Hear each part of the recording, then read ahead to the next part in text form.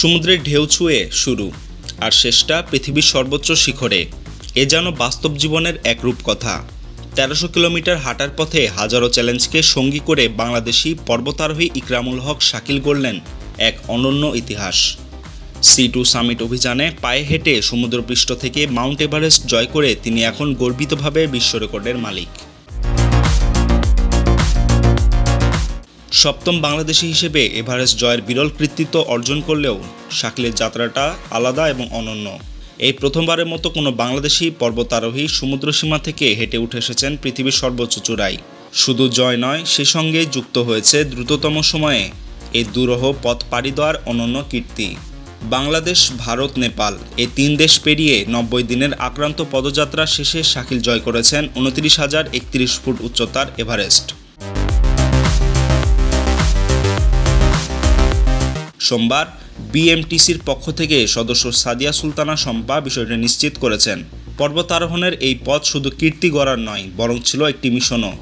Plastic দূষণ রোধ, carbon নিঃসরণ কমানো এবং পরিবেশ রক্ষায় টেকসই উদ্যোগ বিষয়ে জনসচেতনতা ছড়িয়ে দেওয়ার জন্যই শাকিলের এই C2 সামিট পদযাত্রা। এই অভিযান যেন প্রমাণ করে দিল পরিবেশ বিষয়ক বার্তা কেবল সভা সেমিনারে নয়, বাস্তব অভিযানেও ছড়িয়ে দেওয়া যায়। পর্বতারোহণে শাকিল নতুন মুখ নন। এর আগেই তিনি প্রথম বাংলাদেশি হিসেবে গ্রেট হিমালয়ান ট্রেল পাড়ি দিয়েছেন। কলকাতা থেকে হেঁটে ঢাকা পৌঁছানো, কিয়াজো রিবা হিমলুং জয়ের মতো দুঃসাহসিক অভিযানে রেখেছেন অবদান। তার পথচলা শুরু হয়েছিল ২০১৩ সালে বাংলা মাউন্টেনিয়ারিং অ্যান্ড ট্রেকিং ক্লাবের সদস্য হয়ে। ভারতের নেহরু ইনস্টিটিউট থেকে উচ্চতর প্রশিক্ষণ, আর একে একে জয় করেছেন পর্বতের পর পর্বত। তবে এবারের যাত্রা সব কিছুকেই ছাপিয়ে গেল।